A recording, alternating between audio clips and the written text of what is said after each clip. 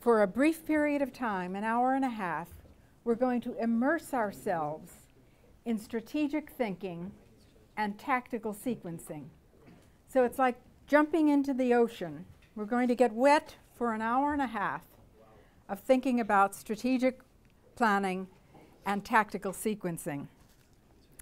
And the reason for this is because all campaigns and all movements run into situations where they suddenly find they're under repression, or they've been interrupted, or something has changed and they have to slow down. They have to shift gears. They can't stay at the accelerated pace that they would like to. So what do you do in a situation like that? Well, my partner Philippe Duhamel and I are going to work with you in a big exercise. And you're going to have to get up and move around the room, so get ready for that. It's after lunch, after all. That's right. That's right. We want everybody awake. You have a piece of wonderful stiff paper. This paper was specially acquired because you're going to be writing something on it, and we want it to be seen across this entire space. So strategy is really the key to enduring and robust movements that are able to reach their goal. And this exercise is going to look at tactics, because tactics are one of the ways that one carries out strategy. And we're going to be hoping to give you a taste of both kinds of thinking. Tactical thinking is different from strategic thinking. And we're going to be considering how to build a sequence within a larger strategy. So, strategy. So is that up? Yep.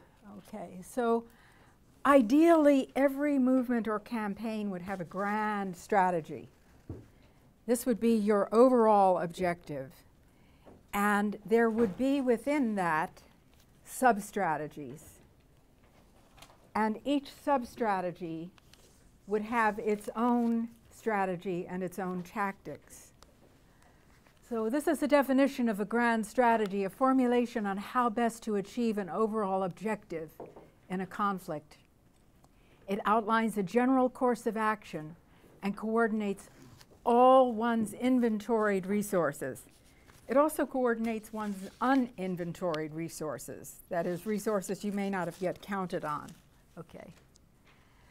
When we talk about both strategy and tactics are terms from the Greek, but the term tactic is different from strategy because strategy is actually achieved by the enactment of tactics, and tactics are achieved by the enactment of methods. They're different. We're going to talk about that.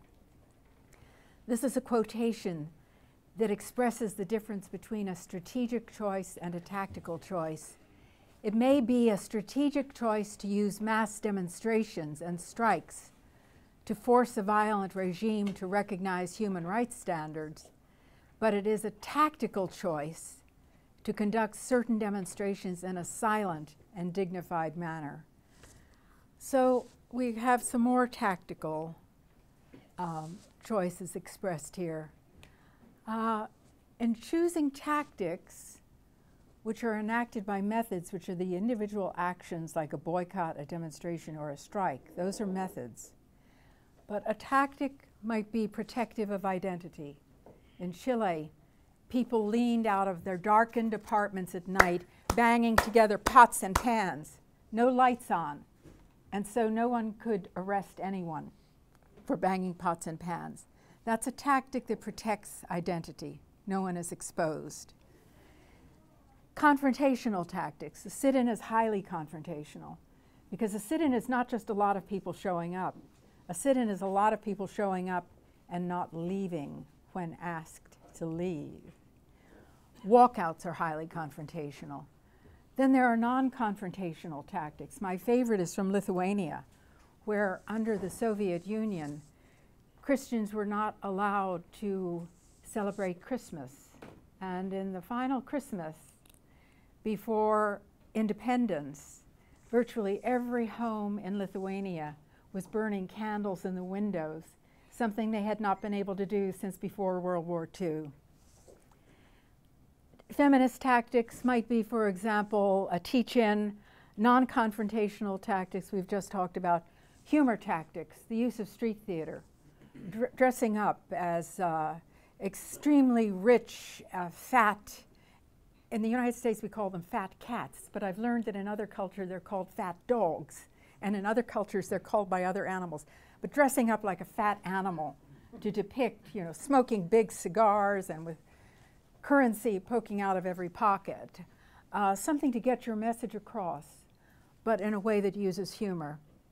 Civilian defense, when the Warsaw Pact invaded Czechoslovakia in 1968 during the Prague Spring, the Czechs changed all the street signs so that the Warsaw Pact troops couldn't tell where they were going, nor could they read maps.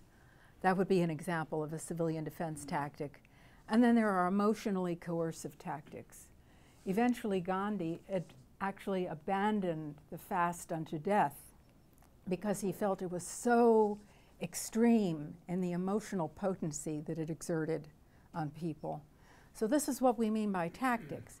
These are not methods. When we talk about methods, we're talking about something which is a specific action.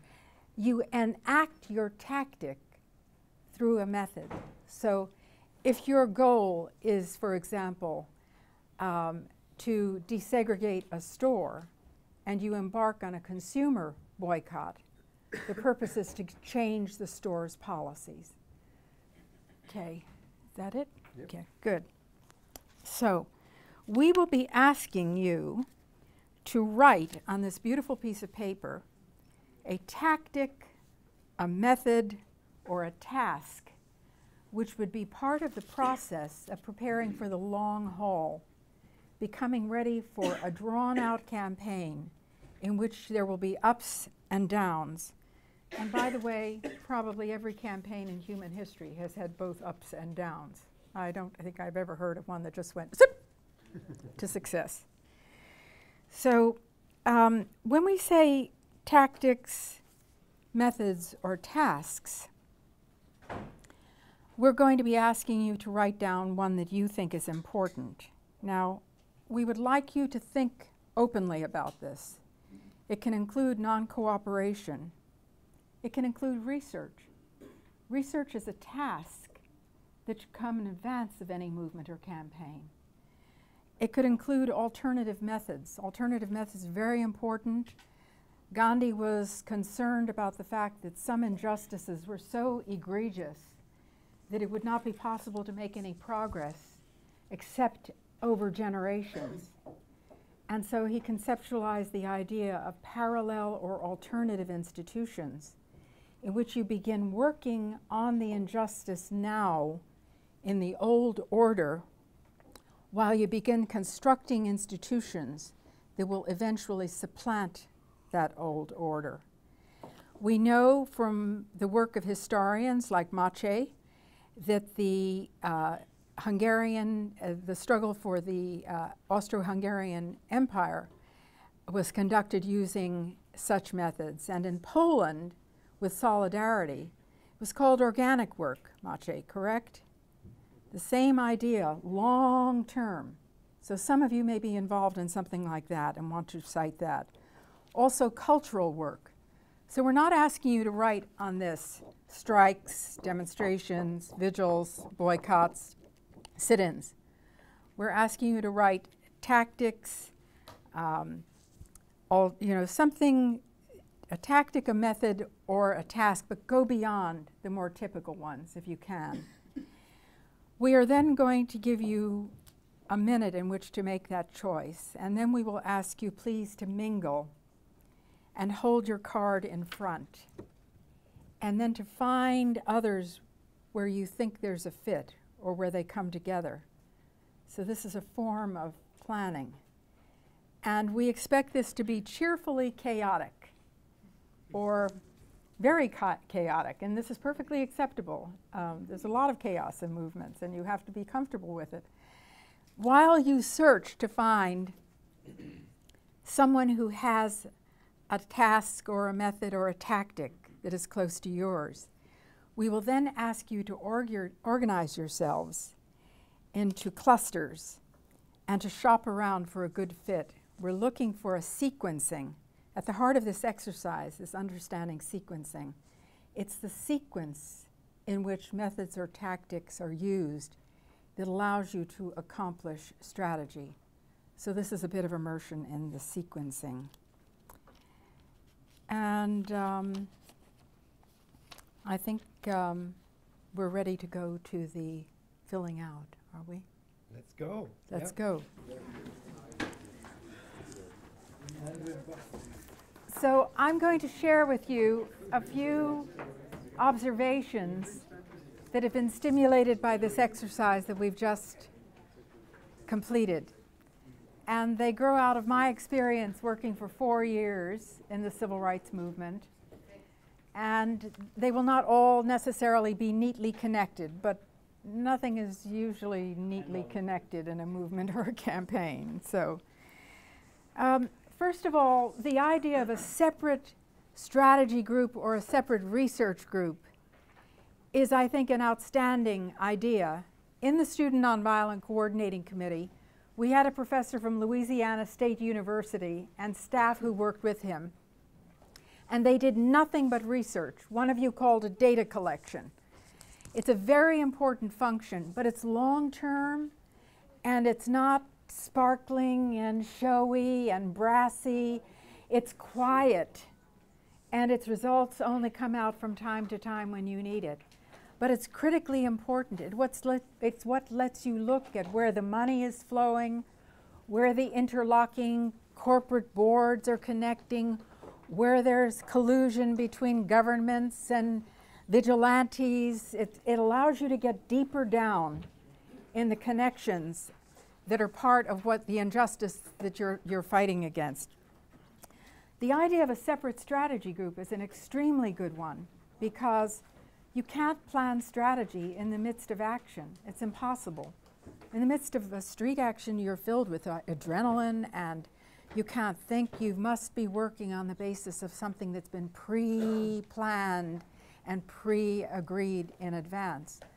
And the more I've studied movements, the more I have felt. Will you speak a little bit louder? I don't think I can speak much louder. I think I'm sort of at the limit of how loud I can speak. I will try, but I'm not sure that I can. Is the mic amplifying? There is no mic. There is no mic. Just a second, you can switch on here. Oh, yeah. Oh, That Mache. was maybe would take place here and then. Thank you. Thank you very much, and thank you for asking. So on the question of a separate strategy group, the more I've studied movements, the more important I think that this is. The idea of a group that worked not in secrecy.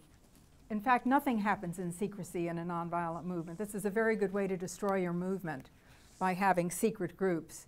There has to be openness, because it's part of the overall earnestness that's involved. You're asking people to make sacrifices and take big risks to become involved with you. Families are suffering in order to allow members of the family to become involved.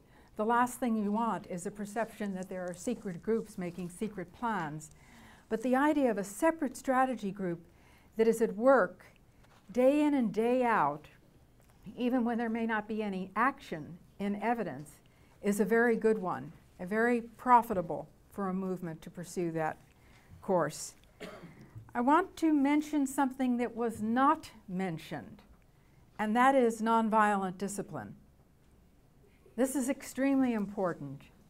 This is actually part of the power of nonviolent struggle. The fact that when repression begins, or when interruption takes place, or incursions, our room is filled with people who have experienced various forms of incursion and interruption.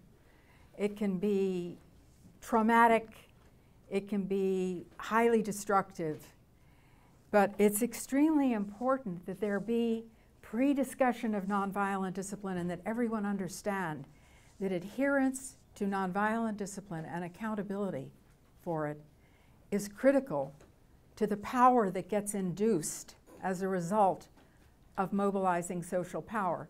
We're dealing with something called social power here. It's not just political power. It's all the resources, inventoried and otherwise, of the society. And your goal is eventually to involve and mobilize as much of that as possible. So it's through the manifestation of nonviolent discipline that people see that you are committed and you are determined. It also can set into effect dynamics that work to the favor of the movement. If, for example, an adversary or an opponent were beginning to use violence against unarmed people, within the ranks of that adversary, the police or the security services, seeing how their own apparatus responds to unarmed people, can cause within the ranks upheaval as they begin to see something horrible. Their own organization, their own group using violence against unarmed people. This is something called political jiu-jitsu, from the Japanese term for the martial arts of unbalancing, throwing off balance. There's another dynamic that's similar to that called backfire, in which something happening causes a titanic reaction, far greater than the event itself to occur. So these things happen as a consequence of nonviolent discipline. This was not mentioned, but I just take it home with you, please. Very important. One of our advisors in the Student Nonviolent Coordinating Committee was Professor Howard Zinn, who was a historian. And some of us were always perturbed about how slow the process was of what we were seeking, the kind of justice that we were seeking, the kind of moral challenge that Jim threw out to us last night. This is not something that happens quickly. And Professor Zinn used to say to us, just work on changing behavior and changing the way people talk. Attitudes change much more slowly. First change the way people behave and the way they talk. And later, subsequently, over a longer period, attitudes will change. I want to share that with you because I have found it to have a lot of truth, although I often despair at the ability of my own country to deal with racist attitudes. It is taking too long. It has taken too much of my life, and there's too much residual dug-in racism in evidence. Intergenerational change. Some issues are so big that they can't be accomplished within one generation. And I mentioned earlier the alternative or parallel institutions. This is a tool that bears your looking into, and I hope there'll be more mention of it as we spend time here together. But bear in mind that there are some things where you will not see the results you're looking for. Maji, you will not see the results that you're looking for in Nigeria in one generation. You have to embrace that and begin thinking in a different way and planning in a different way as a consequence of that. So getting started on the creation of institutions, even now while things are so bad and so difficult, can be a way of beginning to create what the future will look like in a real sense. In SNCC, the Student Nonviolent Coordinating Committee, we nearly split one year because there were those who said we should be doing direct action, and there were those who said, no, we should be working on voter registration, because voter registration will be a key to taking ultimate power. But some people were persuaded that direct action, which in direct action you take the people power right to the source of the grievance. You don't work through agencies or representatives. You go straight to the origin of the grievance. And we had 3 days and 2 nights of meetings. This is no joke. 3 days and 2 nights of meetings to try to resolve this issue. And one of our senior advisors, Miss Ella Baker, finally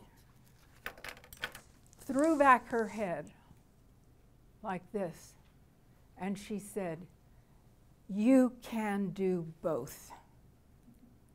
So we get so involved, and these issues are so gripping, and they're so important, and the price is so high for failure that it's very important to understand that sometimes we need help in getting out of those dilemmas. The fact that she was senior and had that seniority, she had been working since the 1940s, organizing for the National Association for the Advancement of Colored People, alone driving in Mississippi to organizing branches. Her authority and her wisdom was such that she dispelled what would have been a split and would have destroyed the organization at that time. One other issue that was not mentioned, I'm not saying this as criticism, just observationally, was leadership. Now, there are some people who say that this may be the most important. I leave it to you to figure out whether you fall in that camp. I am struck by how rich nonviolent movements are in leadership.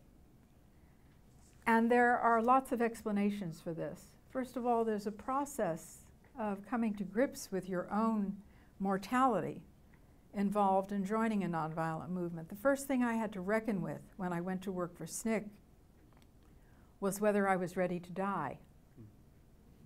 I was 22 years old, and these are the conversations I was having with myself. But in the course of having those conversations, as individuals wrestle with the consequences of failure or of being killed, leadership is developed, the capacity to deal with many complex issues and to learn how to be preservative of your own needs, how to address your own needs to keep you going, to continue and perpetuate your ability. And so I wish we had a different word in English. We have the word leaderless, but we need a word like leaderful, because nonviolent movements are leaderful. And then the comment about dressing. Who made the comment about dressing? Yes. Very interesting, Maji, that you mentioned this. Because in the film, Nashville, Diane Nash says, "We knew they were going to say that we were dirty and they didn't want to eat lunch next to dirty people, so we dressed as well as we could." The Nashville sit-in students were all dressed as if they were going to church. You're in the realm of symbolism, semiotics, excruciatingly important in nonviolent movements. We don't just communicate with signs. We communicate with how we dress, how we behave toward each other, how we respond to those who ridicule us, make fun of us, throw stones at us. We also are able to show in bad weather, for example, if we're still there in the middle of bad weather, what does it show? Resilience. What else?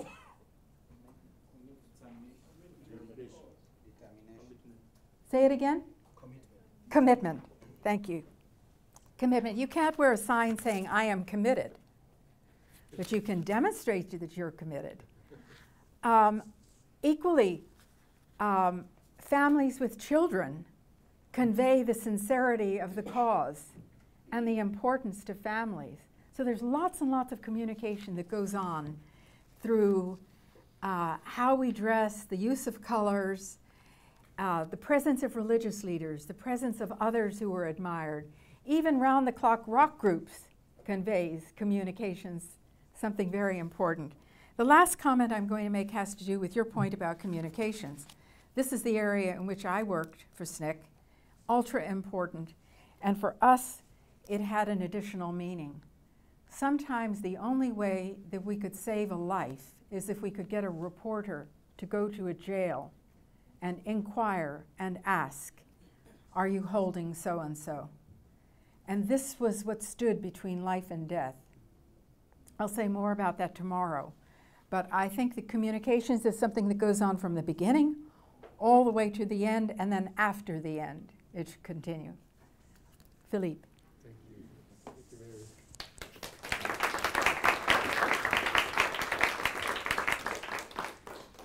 Mary. So we prepared, maybe I should use this as well, if that's useful for others. We prepared, Mary and I, 4 slides showing, and we won't really go into detail about them, if only to, oh yeah, thank you. If only to say that these are frameworks of how movements can develop and build over time. They're basically maps that may be useful for you.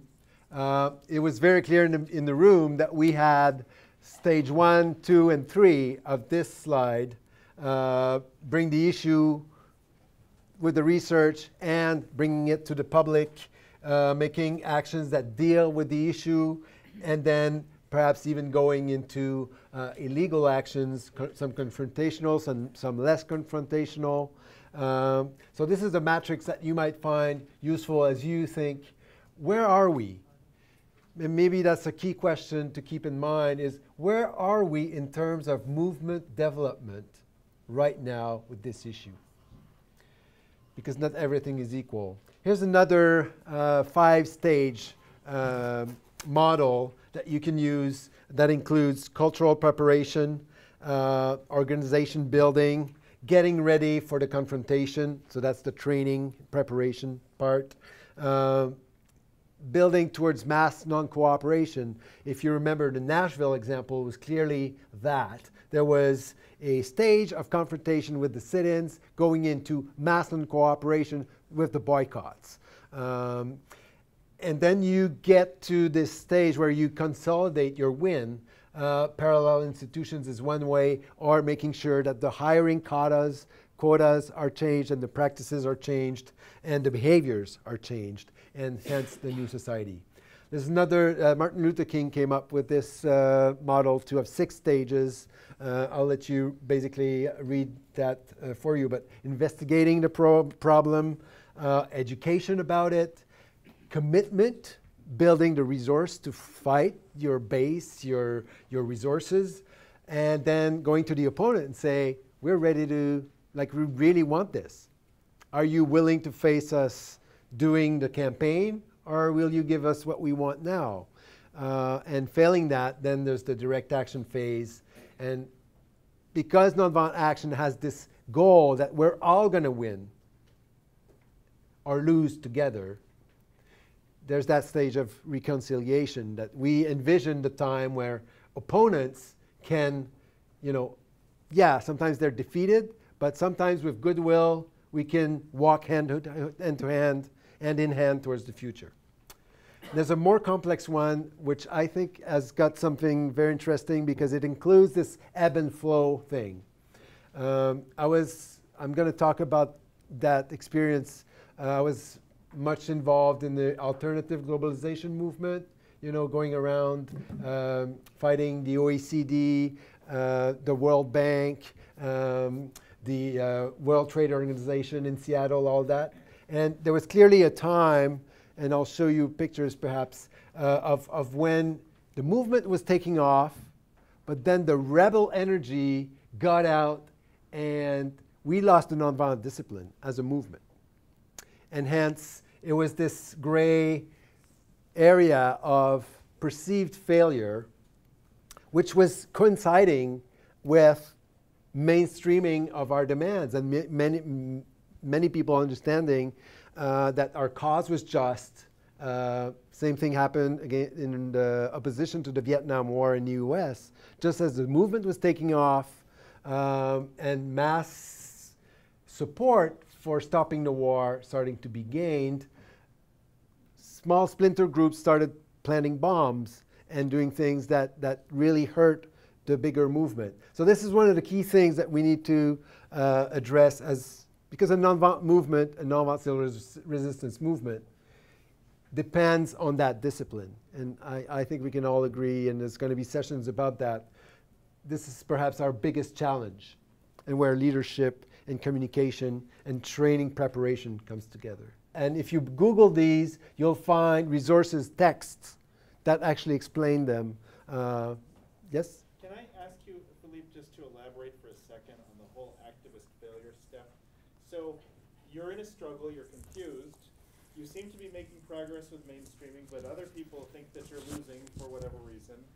How do you keep your head straight to try to, like, what are the things you would look at in a situation like that to try to say, no, we're actually winning, we don't need, we're not losing, we don't need to shift course when everything seems confusing?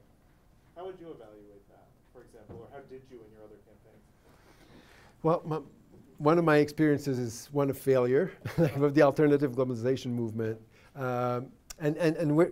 My own theory for why nonviolent action doesn't work as well, nonviolent campaigns have been declining since around the early 2000s, is that our opponents now know how to breed, almost, cultivate splinter groups that will break the nonviolent discipline. I mean, it's an old pattern, but I would say when you start seeing that fraying at the margin of your nonviolent discipline, that's when you need to really sometimes step back and consider other tactics, way more preparation. We saw Gandhi totally call off a campaign because the nonviolent discipline couldn't be guaranteed. Hence the importance of really paying attention to your margins.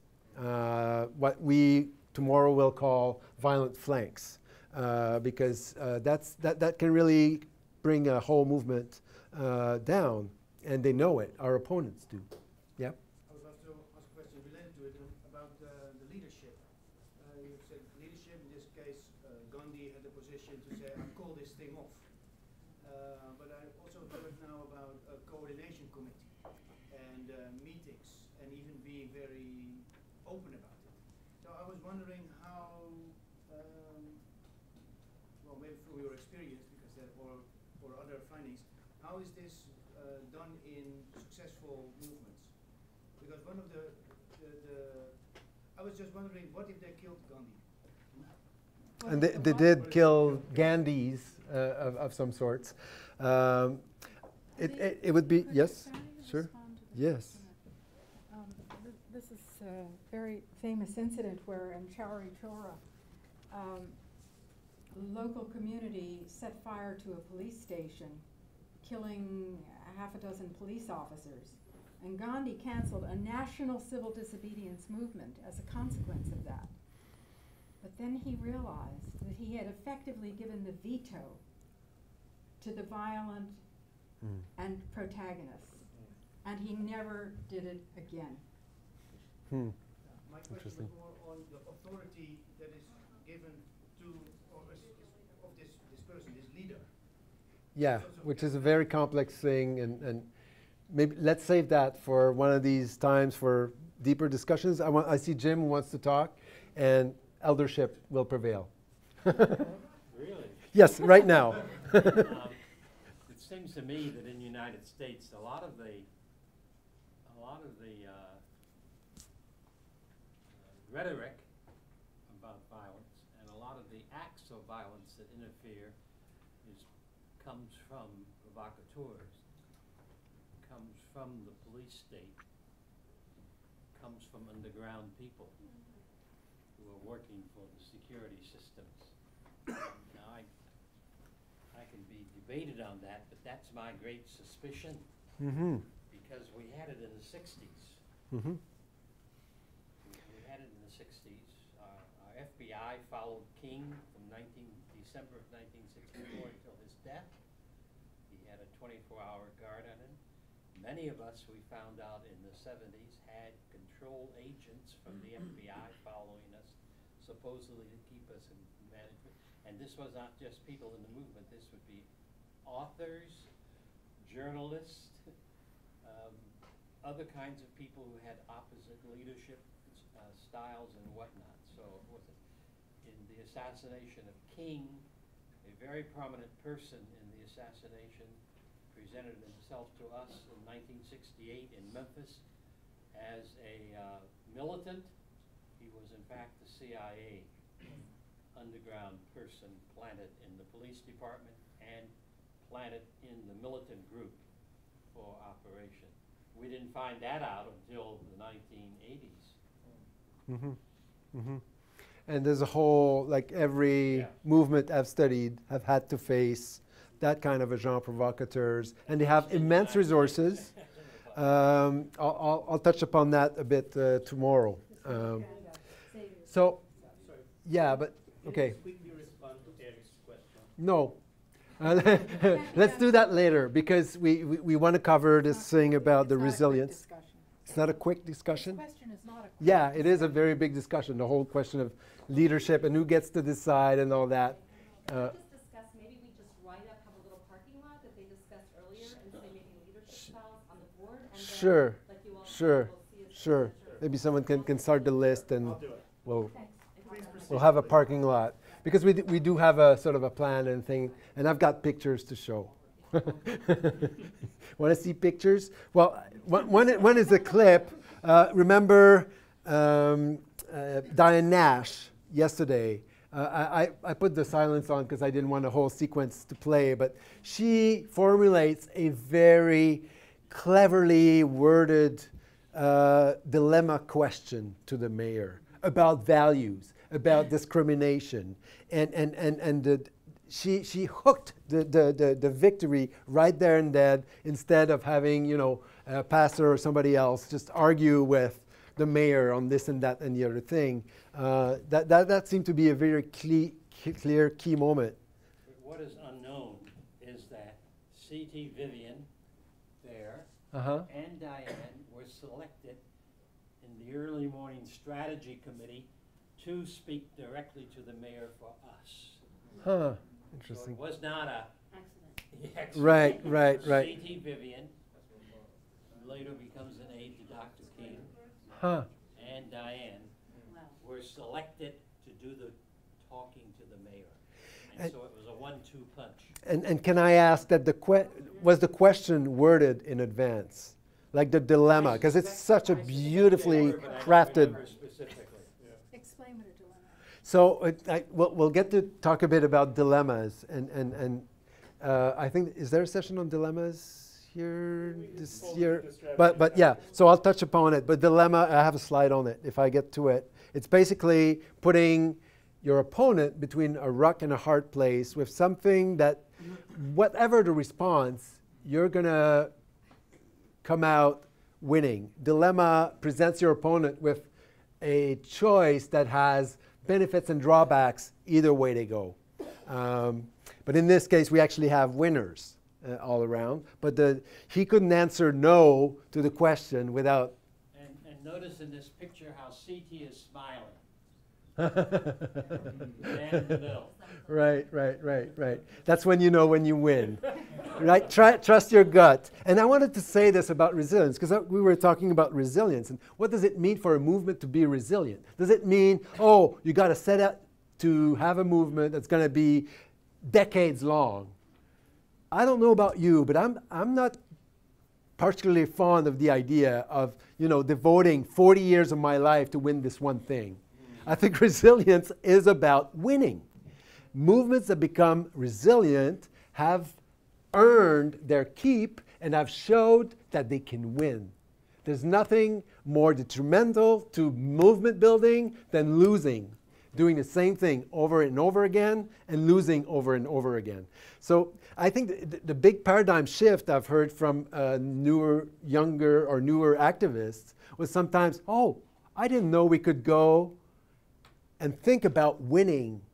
Like, to me, it was more like the politics of expression. So I want to show you Diane Nash last year and what she had to say. Protest versus a nonviolent campaign. We've seen like the Occupy movement a few years ago, and now the Hands Up movement. And I believe that young people are on the right track. They are taking matters into their own hands. But one thing that I have observed is that I think sometimes we do not know how to differentiate between protest and a movement. In protests, it's just what the word says. I protest this. I do not like this. Very often the powers that be know that we don't like what's going on, but they're determined to do it anyway. On the other hand, a nonviolent movement or a nonviolent campaign starts where you are right now, causes you to set a very clear, concrete objective. And I like to say also that it should be a written objective. Nobody can give you what you want unless you know what that is. Seems fairly basic, but believe me, at least in North America, we have lots of groups and movements who start doing things not even clear about what it is that they want. And you know, we've all seen these monotactical movements.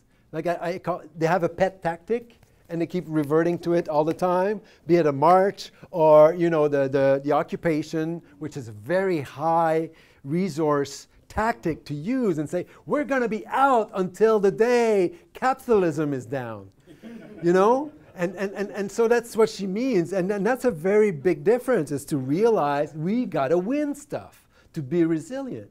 And so I'm going to shift gear here.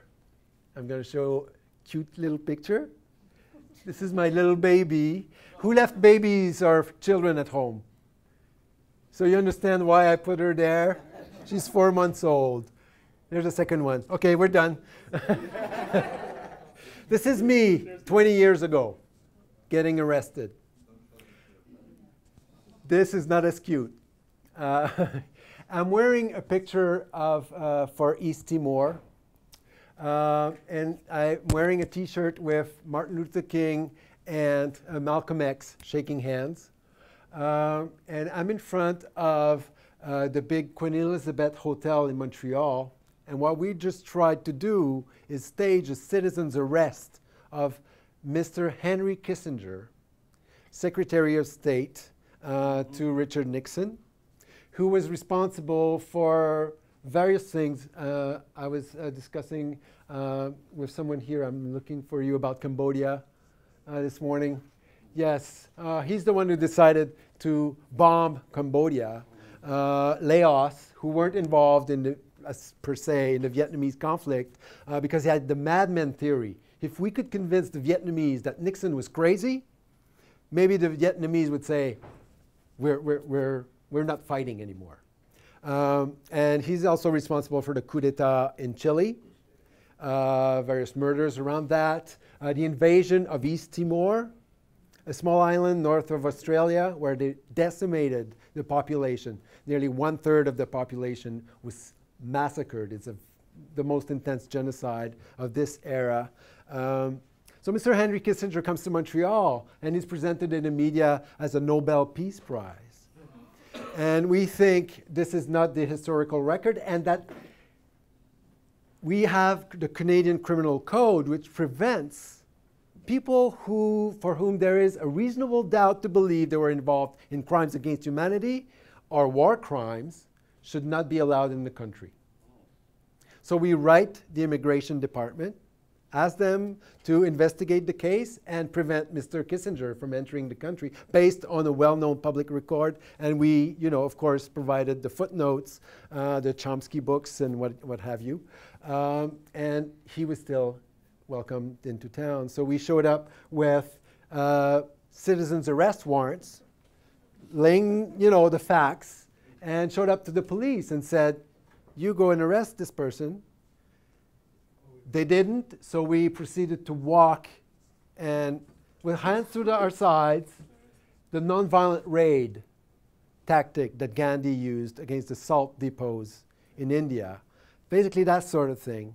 A group of us were arrested. We ended up being acquitted because they had assault as a charge. We never assaulted anybody, and it was clear from the video. But so I've got pictures of me getting arrested just to show that I also was guilty of doing the same thing. A lot of that. Some people went to university and therefore can speak here. I got arrested and therefore I speak here. But you learned things along the way. Here's the picture you wanted. Favorite picture. Your favorite. Me as an elf being arrested with Santa Claus, going to Mr. Harper, the Canadian Prime Minister's home, delivering pieces of coal because he's a bad guy. It's a Christian tradition. You deliver coal for the bad guy on the Christmas Eve. And I remember the police saying, you know, that's not nice what you're doing to me now, because I know I'll go home and my kid will say, why did you arrest Santa Claus?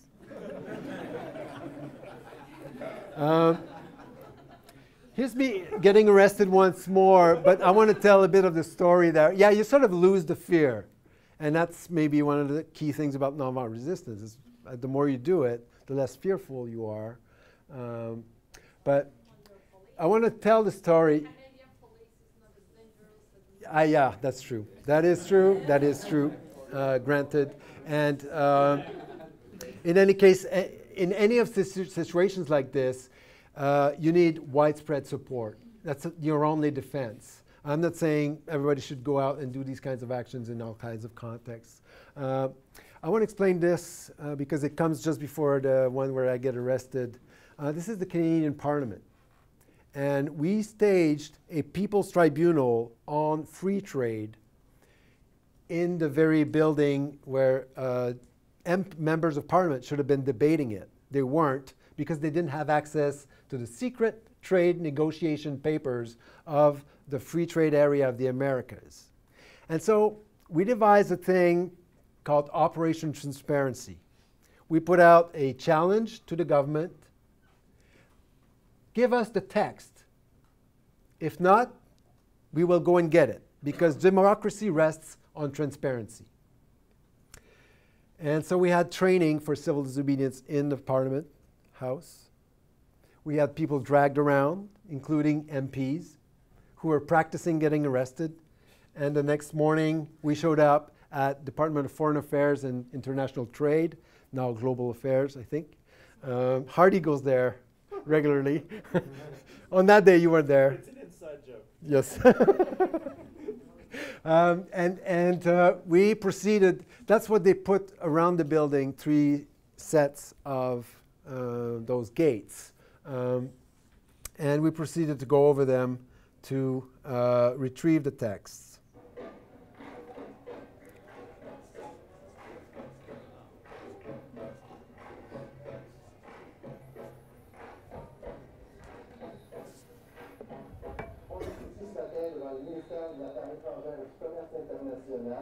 Afin de récupérer par la non-violence les textes de la Convention de charge des Amériques. Au moment où je vous parle, on vient d'entreprendre une immense chaîne humaine autour du siège, donc du ministère. C'est tout à fait pacifique. C'est un esprit, ma foi, très citoyen.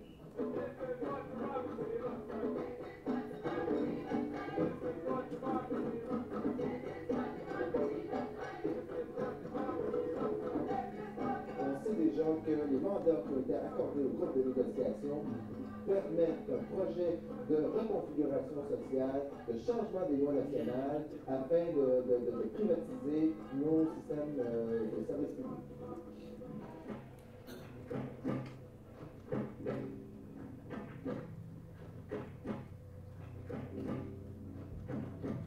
Nous vous demandons à vous, policiers, de faire votre devoir et de nous aider à récupérer les textes auxquels nous avons droit.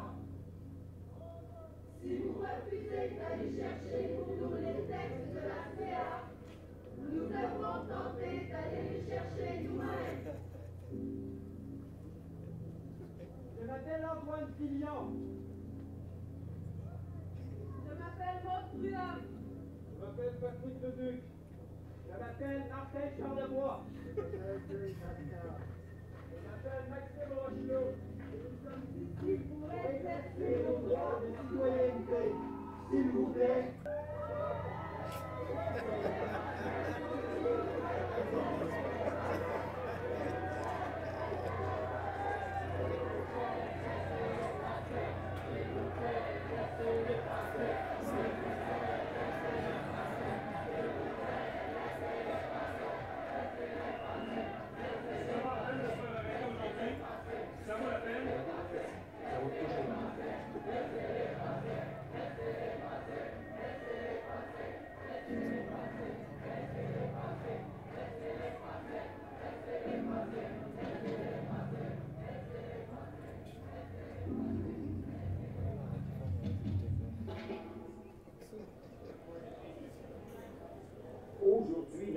efforts sont récompensés. Nous avons obtenu le consensus de nos collègues pour publier les textes de négociation, les textes préliminaires de l'accord de libre-échange. Je crois que ça devrait être, nous devons les traduire dans les 4 langues, je crois que ça devrait être immédiatement après le sommet de Québec, ou assez rapidement après le sommet de Québec. So that was 1 week after the action that the minister announced that they were going to publish the papers. Why? Because everybody across the nation was asking the question, why do you arrest our own citizens rather than make those texts public? Because they are so important. There was a clear dilemma being presented. A number of devices. I want to write about this. Like, I would call them elements of campaign design. One key thing is the ultimatum. Like how you can use the ultimatum to regain the offensive when your opponent basically masters the calendar. You need and Gandhi would always use the ultimatum, as far as I know, or mostly like a lot of time, and it's a great tool. Training as a form of action. The dilemma itself, as I said, putting your opponent between a rock and a hard place. Basically, they can repress or ignore. If they ignore you, they give you the space that allows you to carry on, like the agenda. And if they repress you, they look so bad that they lose power and make your victory, hence, more possible. So to me, that's been the key realizations. Like nonviolent movements, we care to win. We're not just about expressing our discontent. We're about finding the path to victory.